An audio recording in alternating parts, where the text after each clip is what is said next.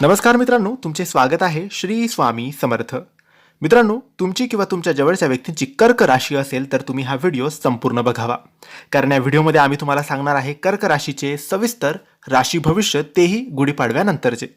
मित्रांनो, तुमच्या जीवनात काही अडचणी असतील, काही समस्या असतील, व्यापार चालत नसेल, नोकरीत प्रगती नसेल, नात्यांमध्ये काही कटुता निर्माण झाली असेल किंवा मुलाबाळांचं काही असेल, तुमच्या जीवनाचं असेल, कर्ज असेल, आरोग्याच्या समस्या असतील, म्हणजे कुठलेही तुमचे प्रश्न समस्या असतील, तुम्हाला पत्रिका बघून जाणून घ्यायचे असेल की काय नेमकं समस्या आहे, कोणती अडचण सुरू आहे, कोणते दोष आहेत, कोणत्या बाधा आहेत, त्यावर काय करावं, उपाय कोणत्या, सेवा कोणत्या कराव्यात, ही सर्व माहिती आम्ही तुम्हाला सांगणार आहे. त्यासाठी तुम्ही दिलेल्या या नंबरवर, व्हॉट्सॲप नंबरवर मेसेज करावा. मित्रांनो, मराठी नववर्षाची सुरुवात करणारा अत्यंत शुभ दिवस म्हणजे गुढीपाडवा. यावर्षी 19 मार्चला गुढीपाडवा साजरा केला जाणार आहे. ज्योतिषशास्त्रानुसार गुढीपाडवा हा दिवस नवीन सुरुवात, सकारात्मक ऊर्जा, शुभ घटनांचा संकेत देणारा दिवस मानला जातो.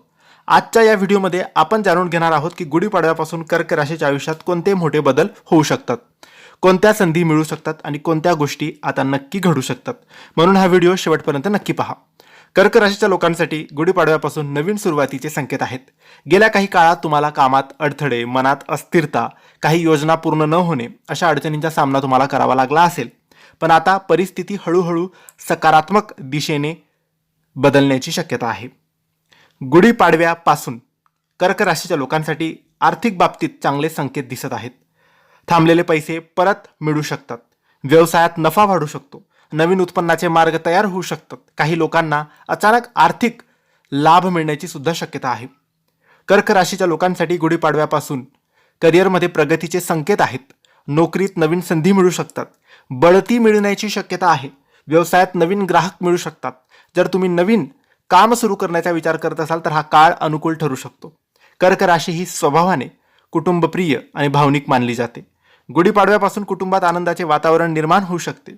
नातेसंबंधांमध्ये सुधारणा होऊ शकते. घरात एखादी आनंदाची बातमी येऊ शकते.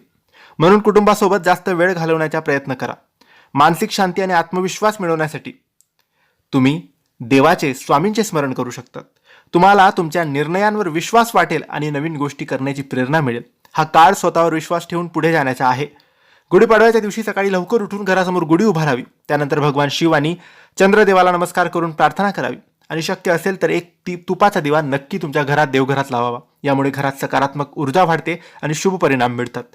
ज्योतिषशास्त्र आपल्याला मार्गदर्शन देते, पण यश मिळवण्यासाठी मेहनत आणि संयम ठेवणे आवश्यक आहे.